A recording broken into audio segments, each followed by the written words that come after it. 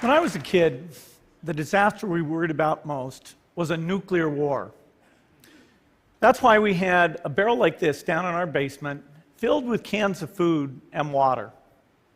When the nuclear attack came, we were supposed to go downstairs, hunker down, and eat out of that barrel. Today, the greatest risk of global catastrophe doesn't look like this. Instead, it looks like this. If anything kills over 10 million people in the next few decades, it's most likely to be a highly infectious virus rather than a war. Not missiles, but microbes. Now, part of the reason for this is that we have invested a huge amount in nuclear deterrence, but we've actually invested very little in a system to stop an epidemic. We're not ready for the next epidemic. Let's look at Ebola. I'm sure all of you read about it in the newspaper. Lots of tough challenges. I followed it carefully through the case analysis tools we use to track polio eradication. And as you look at what went on, the problem wasn't that there was a system that didn't work well enough. The problem was that we didn't have a system at all. In fact, there are some pretty obvious key missing pieces. We didn't have a group of epidemiologists ready to go who would have gone, seen what the disease was, see how far it had spread. The case reports came in on paper. It was very delayed before they were put online, and they were extremely inaccurate. We didn't have a medical team ready to go. We didn't have a way of preparing people. Now, Médecins Sans Frontières did a great job orchestrating volunteers, but even so, we were far slower than we should have been getting the thousands of workers into these countries. And a large epidemic would require us to have hundreds of thousands of workers.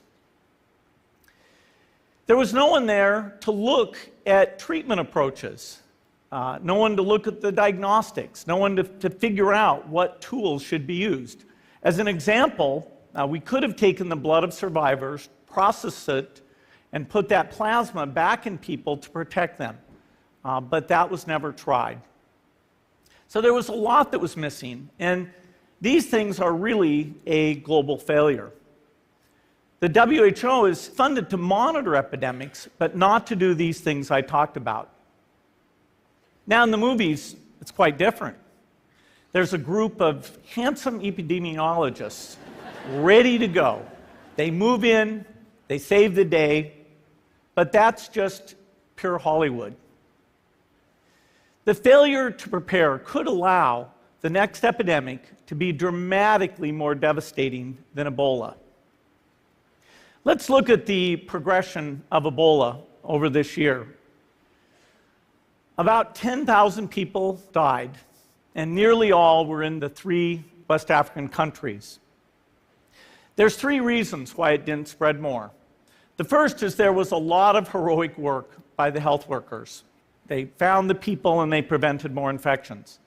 The second is the nature of the virus. Ebola does not spread through the air. And by the time you're contagious, most people are so sick that they're bedridden. Third, it didn't get into many urban areas, and that was just luck. If it had gotten into a lot more urban areas, the case numbers would have been much larger. So next time, we might not be so lucky. You can have a virus where people feel well enough while they're infectious that they get on a plane or they go to a market. The source of the virus could be a natural epidemic like Ebola, or it could be bioterrorism. And so there are things that would literally make things 1,000 times worse. In fact, let's look at a model of a virus spread through the air like the Spanish flu back in 1918. So here's what would happen. It would spread throughout the world very, very quickly. And you can see there's over 30 million people die from that epidemic. So this is a serious problem. We should be concerned. But in fact, we can build a really good response system. We have the benefits of all the science and technology that we talk about here. We've got cell phones to get information from the public and get information out to them. We have satellite maps where we can see where people are and where they're moving. We have advances in biology that should dramatically change the turnaround time to look at a pathogen and be able to make drugs and vaccines that fit for that pathogen.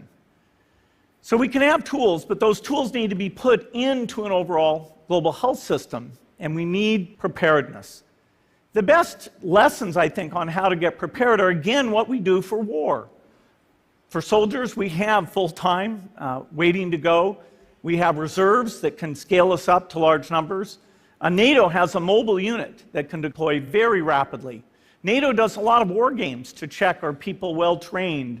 Do they understand about fuel and logistics and the same radio frequencies? So they are absolutely ready to go.